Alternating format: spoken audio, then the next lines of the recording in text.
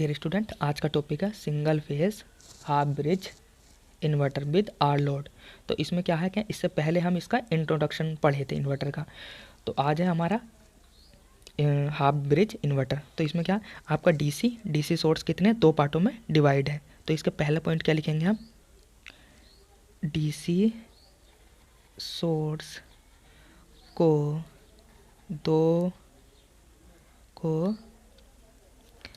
दो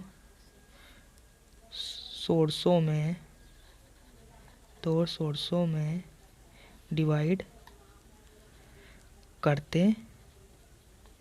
पहला पॉइंट क्या होगा कि इसका जो बीडीसी सोर्स था हमने कितने पार्टों में डिवाइड कर दिया, BDC/2 और BDC/2 दो भागों में डिवाइड कर दिया। यानी कि दूसरा पॉइंट क्या होगा इसका, वह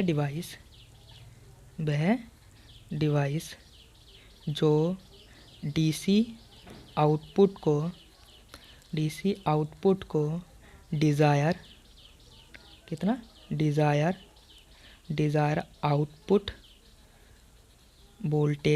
आउटपुट वोल्टेज एंड फ्रीक्वेंसी में चेंज करती है इन्वर्टर कहलाती है।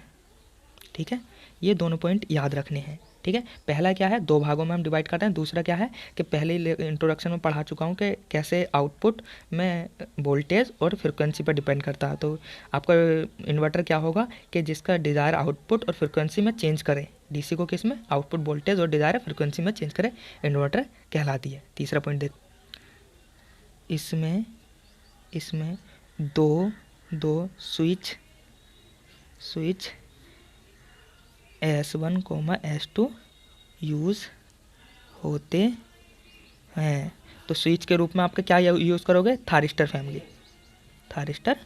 फैमिली। अगला पॉइंट क्या होगा, जब स्विच S1 ऑन होगा। तो यानी कि जब हम ये थारिस्टर है, थारिस्टर पे क्या करेंगे, हम गेट पर सप्लाई करेंगे तभी ऑन होगा, और इस पर नहीं करेंगे तो ये नहीं होगा। तो जब स्विच S1 को ऑन करेंगे तो ये किस में रहेगा, आपका ओपन सर्किट, और ये वाला क्या हो जाएगा, शॉर्ट सर्किट।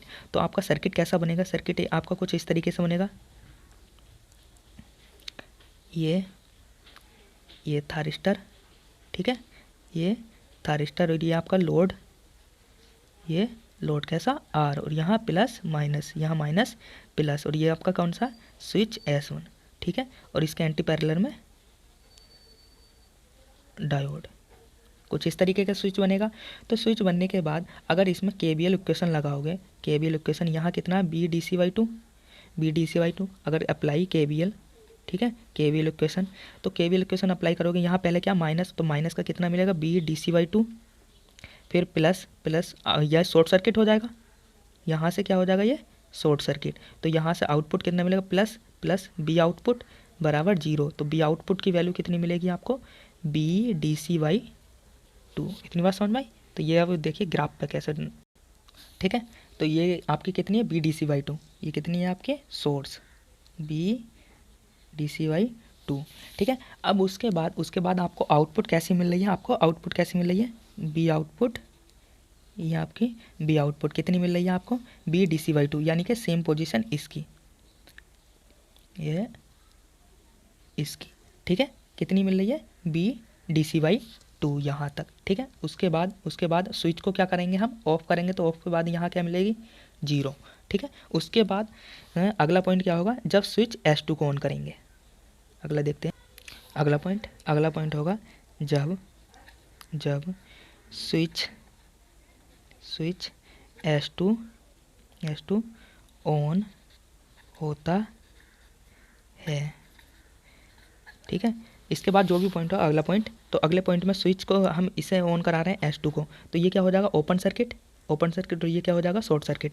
तब कैसा बनेगा, तब देखिए सर्किट कैसा बनेगा, आपको ये वोल्टेज सोर्स कितना, BDC/2, ठीक है, उसके बाद यहाँ कितना लोड, ये आपका लोड कैसा, R लोड, ठीक है, उसके बाद स्विच, ये स्विच, और स्विच में ये क्लोज और इसके एंटी पैरेलल में आपका डायोड, ठीक है, ये डायोड।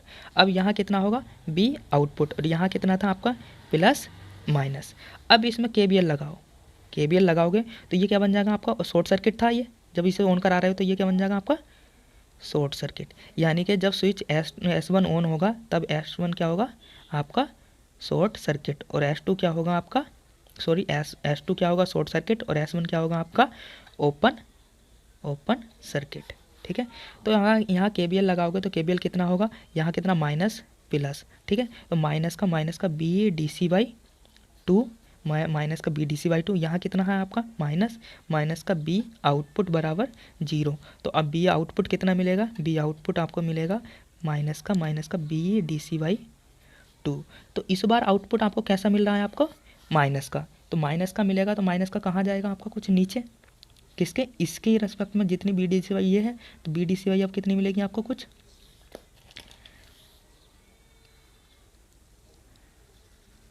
ये, ठीक है। ये कितनी होगी आपकी, ये वैल्यू होगी आपकी B D C by two और ये होगी आपकी minus B D C by two. इतनी बात समझ में आई, ठीक है। और यहाँ से यहाँ तक की दूरी कितनी होगी टी वाई टू और यहाँ तक कितनी होगी आपकी टी। इतनी बात समझ में आई, ठीक है। अब उसके बाद आगे देखते हैं अगला पॉइंट क्या होगा। अगला पॉइंट देखो, अगला पॉइंट क्या होगा, कैसी वेव मिल रही है आपको एक स्क्वायर वेव, ठीक है। अगर फिर इसके बाद आप रिपीट करोगे तो फिर स्विच S1 को ऑन कराओगे और फिर S1 को इस तरीके से आपको वेव मिलती रहेगी, कैसे पीरियोडिक।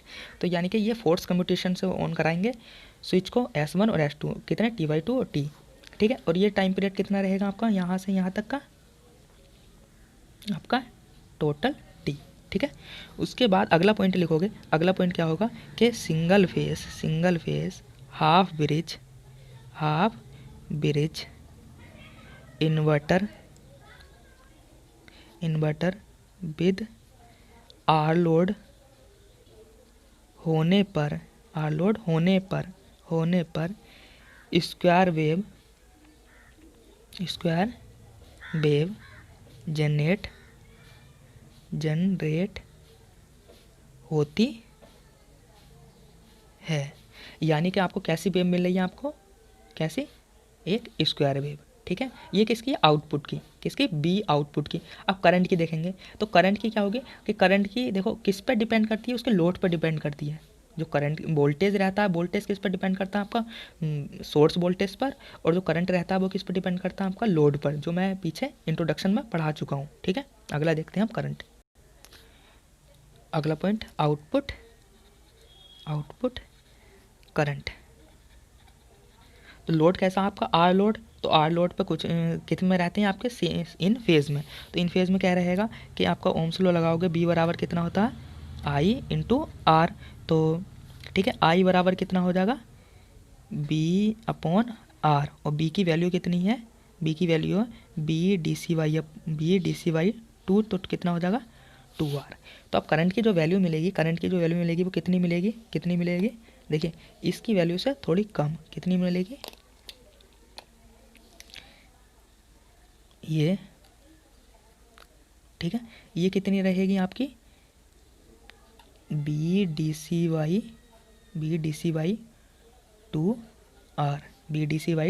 2R, ठीक है। उसके बाद ये कितनी रहेगी, ये रहेगी आपकी माइनस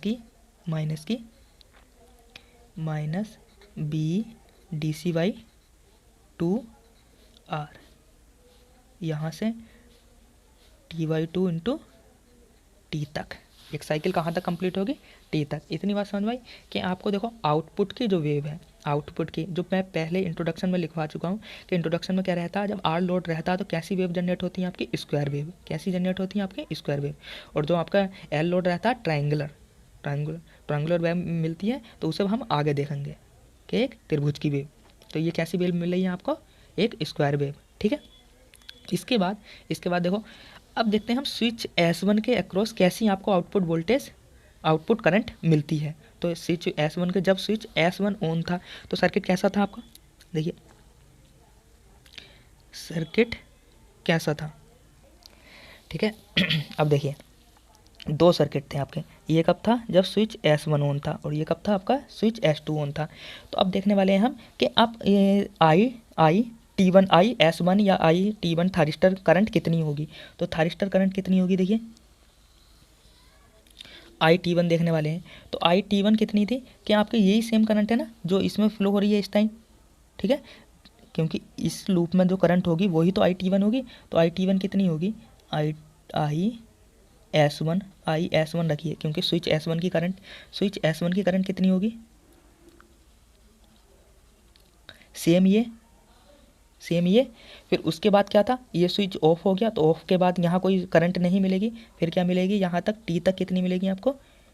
0। कितनी मिलेगी? ये कितनी मिलेगी? T/2 तक, और टी तक कितनी मिलेगी? 0। फिर कितनी मिलेगी आपको? फिर ये कितनी जाएगी? इस तरीके से, ठीक है। और ये कितनी रहेगी आपकी? 3T/2 तक, ठीक है। ये थारिस्टर स्विच S1 की करंट। और S2 की करंट देखोगे तो S2 की करंट भी देख लो। चलो S2 की करंट देखो। S2 की करंट कौन सी होगी? जिस टाइम ये ऑन होगा S2 स्विच और ये ऑफ रहेगा। तो यहाँ कितना था आपका? ये था आपका S1, ये S1, ठीक है। अब ये क्या होगा? S1 जिस टाइम ऑफ रहेगा, तो ये जब स्विच S1 ऑफ रहा होगा तो ऑफ कितना था आपका? कहाँ से था? T/2 0 टू T/2 तक ऑफ था, ये आपका ऑफ। और उसके बाद क्या था आपका? ये करंट, ये कितनी थी आपकी? ये थी आपकी स्विच S2, यानी कि फिर उसके बाद 0, और 0 के बाद फिर यहाँ तक T/3 T/2 तक, और फिर उसके बाद फिर इंक्रीज इस तरीके से, ठीक है। और ये किसकी थे? आपके S2 की। और यहाँ इसी तरीके से सेम किसकी थी? ये S1 और ये S2 स्विच की। तो इतनी बात, ये वेवफॉर्म आपको समझ में आई, ठीक है। ये किसकी थी? आपकी स्विच किसकी है? IS2, यानी कि ये आउटपुट वोल्टेज, आउटपुट करंट और आउटपुट ये थारिस्टर 1 की करंट और थारिस्टर 2 की करंट, ठीक है। उसके बाद हम देखते हैं इसकी आउटपुट वोल्टेज कितनी मिलने वाली है, ठीक है। तो आपने डायग्राम समझ में आया ना? तो डायग्राम देखिए, दो पार्टों में डिवाइड कर दिया, बस इतना ध्यान रखिए, कितने? दो पार्टों में। और ये स्विच S1 और S2 और डायोड D1 और D2, यानी कि अब डायोड देखो, डायोड D1 और D2 का कोई यूज़ पड़ा? नहीं पड़ा ना, कि आपको डायोड का यूज़ कब पड़ेगा? जब इसमें एनर्जी कुछ ना कुछ स्टोर होती। तो आप क्या करो कि अगर आपका कौन सा रजिस्टिव लोड हो, तो रजिस्टिव लोड में अगर डायोड को हटा दो तब भी आपका इन्वर्टर क्या करेगा? काम करेगा। इन्वर्टर क्या करेगा? आपका काम करेगा। यानी कि अब जब लोड चेंज होगा तब डायोड का यूज़ होगा। तो रजिस्टिव लोड में कोई डायोड का यूज़ नहीं होता, मगर पेपर में ये आप डायोड बनाना इसके एंटी पैरेलल में, ठीक है। तो इसके बाद आगे देखते हैं आउटपुट वोल्टेज। अब देखने वाले हैं कि आउटपुट वोल्टेज का कितना मिलेगा, ठीक है। ये कितनी थी आपकी? Output current. तो आउटपुट वोल्टेज कितना होगा? बी आउटपुट RMS, ठीक है। तो RMS वैल्यू कैसे निकालते हैं हम? कैसे निकालते हैं? रूट, ठीक है। और आपकी कितनी है? आपके टाइम पीरियड कितना है? 1/T, ठीक है, 1/T। और कहाँ से कहाँ तक के? पहली कितना था आपका? 0 टू, देखिए 0 टू T/2 और कितना है? BDC/2 का होल स्क्वायर इंटू DT। इतनी बात समझ में आई, ठीक है। प्लस दूसरी साइकिल के लिए प्लस कितना होगा आपका? कहाँ से कहाँ तक है? T/2 कहाँ तक? T तक, ठीक है। तो कितना होगा? BDC/2 माइनस, ठीक है हैं, और ये कितना होगा? DT, ठीक है। उसके बाद इसे खोलो, कितना होगा? 1/T, सही है ना? 1/T। और कितना हो जाएगा? 0 टू T/2 और कितना रहेगा? BDC/2/4 इसका स्क्वायर इंटू DT। ये प्लस कितना रहेगा? T/2 इंटू T, और प्लस रहेगा BDC/2/4 इंटू DT। कोई दिक्कत नहीं है ना समझने में? फिर उसके बाद बी डी सी यहाँ से कॉमन आ जाएगा तो कितना बचेगा यहाँ बी डी सी बाई 2 का स्क्वायर अपॉन 4t कॉमन आ गया ना। अब डी टी इसका टी का करो तो टी का इंटीग्रेशन कर दिया, यहाँ 1 होगा तो कितना आएगा, ये लिमिट रखो 0 to t/2, ठीक है। फिर प्लस यहाँ से टी इसकी लिमिट कितनी होगी t/2, ठीक है। कितना देखो यहाँ से B D C by 2 B D C का स्क्वायर अपॉन 4t और यहाँ से लिमिट रखो तो लिमिट कितना होगा t/2, 0 हो जाएगी ये एक लिमिट। फिर प्लस कितनी हो जाएगी टी इसमें रखो, फिर माइनस का t/2 से 2 कैंसिल, ठीक है। फिर कितना बचेगा आपका रूट में बचेगा आपका बी डी सी का स्क्वायर अपॉन 4t। चलिए यहाँ लिखते हैं, यहाँ कितना आएगा आपका, यहाँ कितना आएगा बी डी सी का square upon 4t into T, तो टी से टी कैंसिल और कितना बचेगा B D C square upon 4 और 4 रूट में निकालेंगे तो कितना बचेगा बी डी सी अपॉन 2। तो यानी कि समझ में आया कुछ। तो बी डी सी कितनी मिलेगी, देखो बी आउटपुट कितना मिला बी डी सी बाई 2। तो एक पॉइंट हमेशा याद रखना कि जो B output R M S रहेगा वो किसके बराबर रहेगा बी डी सी बाई 2 के, यानी कि जितना आप सोर्स वोल्टेज पर अप्लाई कर रहे हो। कि कभी भी क्वेश्चन में पूछ लिया जाता है, क्वेश्चन बोल दिया जाए कि हाफ ब्रिज इन्वर्टर में B R M S voltage कितनी होती है, B output R M S voltage कितनी होती है जो यहाँ से अपने सोर्स पे अप्लाई कर रहे हो। तो कितनी का अप्लाई कर रहे हो बी डी सी बाई 2, तो बी डी सी बाई 2 मिलेगी ना, ठीक है। इतनी बात समझ में आई, B D C by 2। Instantaneous output voltage कितनी रहेगी बी आउटपुट सिग्मा कितने ऑड नंबर और बी कहाँ तक इन्फिनिटी तक 2bs upon N pi sine N omega T, यानी कि कितनी इतनी रहेगी।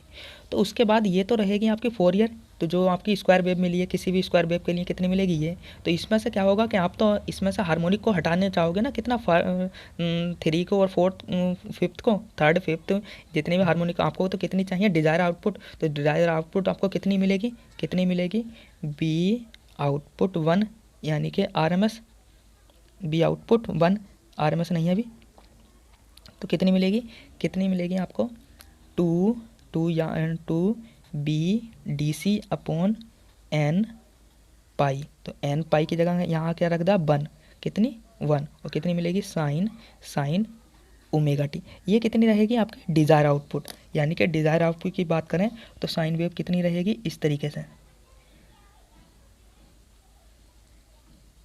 ये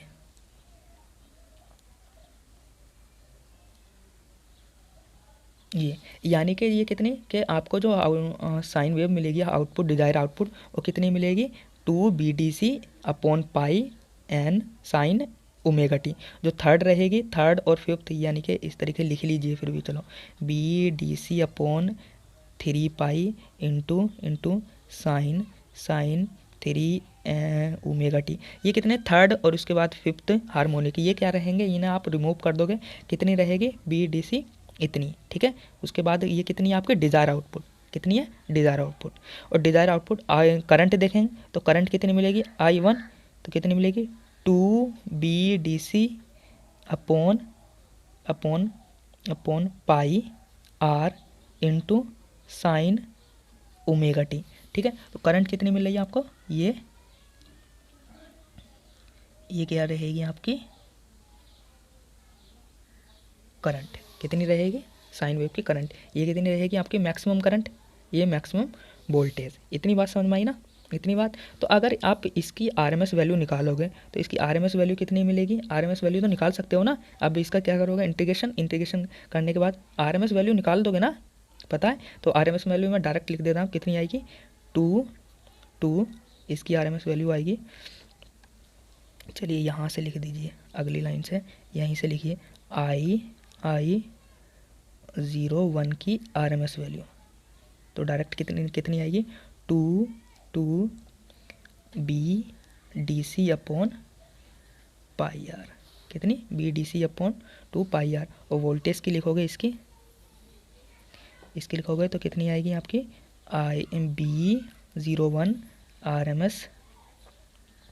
बस यहाँ से आर को हटा दो, कितनी रहेगी 2 B D C upon pi, ये कितनी रहेगी आर एम एस। तो ये इसकी आर एम एस और ये इसकी आर एम एस। वो किसकी थी, आपने पहले आउटपुट की कितनी निकाली थी, आउटपुट की जो स्क्वायर वेव की थी कितनी थी, B D C by upon पॉन पॉन 2। ठीक है, इतनी बात समझ में आई। ठीक है, ये कितने पॉइंट हैं, ये शॉर्ट नोट में आप कॉपी में लिखते रहना। ठीक है, फिर उसके बाद वोल्टेज डिस्टॉर्शन फैक्टर की बात करने वाले हैं, फिर उसके बाद ख़त्म। एक पॉइंट और लिख लीजिए इसमें कि ये आपके पेपर के लिए तो मेन नहीं है, अगर कोई एग्ज़ाम देते हो तब के लिए आपका मेन है। वोल्टेज डिस्टॉर्शन फैक्टर कितना होता है, जी। और वो कितने होता है, इसकी वैल्यू कितना, B01 RMS upon B output RMS। यानी कि जो आपके साइन वेव की RMS है और जो स्क्वायर वेव की RMS है, उसके जो रेशियो को क्या कहेंगे, हम क्या कहेंगे, वोल्टेज डिस्टॉर्शन फैक्टर। किससे, जी से प्रदर्शित करते हैं। कितना होगा,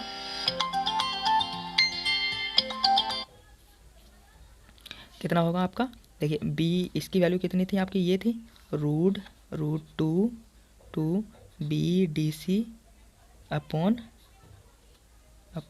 पाई। ठीक है, उसके बाद इसकी वैल्यू कितनी निकाली थी आपने, बी डी सी अपॉन 2। ठीक है, B D C upon 2, B D C cancel, और जी बराबर कितना बचा आपका, रूट 2, कितनी मिलेगी आपको, रूट 2, यहाँ से डी कैंसिल, रूट 2, ये 2 ऊपर पहुँच जाएगा, इंटू 2 अपॉन पाई, और इसे डिवाइड करोगे तो कितना आएगा, 0.9। तो डिस्टॉर्शन फैक्टर आपको कितना रहने वाला है, कितना, 0.9, यानी कि 1 से कम। जितना ये 1 से कम रहेगा उतना ही आपके लिए बेहतर है, ये 1। तो डायरेक्ट आप टिक लगा सकते हो कि हाफ वेव के लिए कितना मिलेगा डिस्टॉर्शन फैक्टर, 0.9। अगर टोटल डिस्टॉर्शन फैक्टर की बात करोगे तो कि रूट, इसका फॉर्मूला होता है 1 अपॉन रूट में 1 अपॉन डिस्टॉर्शन फैक्टर माइनस का 1। ठीक है, टोटल, अगला पॉइंट लिखिए, टोटल डिस्टॉर्शन फैक्टर, यानी कि THD कितना होता है, रूट में 1 upon voltage distortion factor G minus का 1। ठीक है, इसका स्क्वायर, तो यहाँ कितना रखोगे, रूट में 1 अपॉन 0.9 का स्क्वायर माइनस का 1, और इसकी जो वैल्यू आएगी वो आएगी आपकी आएगी कितनी, 0.4834, और कितना परसेंट रहेगा, वोल्टेज डिस्टॉर्शन फैक्टर आपका रहेगा 48.3%। तो आप कभी भी टिक कर सकते हो 2। ठीक है, ये इस तरीके से 2 पॉइंट हैं, एक तो वोल्टेज डिस्टॉर्शन फैक्टर, एक टोटल डिस्टॉर्शन फैक्टर कितना है 0.9, और ये कितना परसेंट है 48%। तो क्या क्या रेट करा आज हमने कि आप तो पहला क्या था आपका, इसमें वोल्टेज था आपका कितने पार्टों में, 2 पार्टों में। ठीक है, उसके बाद S1 स्विच ऑन करा, S2 स्विच ऑन करा, स्विच ऑन करने पर आपको जो वेव मिली वो देखी हमने। फिर उसके बाद इसकी साइन वेव कैसे आपने डिज़ायर आउटपुट प्राप्त की, फिर उसके बाद वोल्टेज डिस्टॉर्शन फैक्टर, फिर उसके बाद टोटल डिस्टॉर्शन फैक्टर। थैंक्स।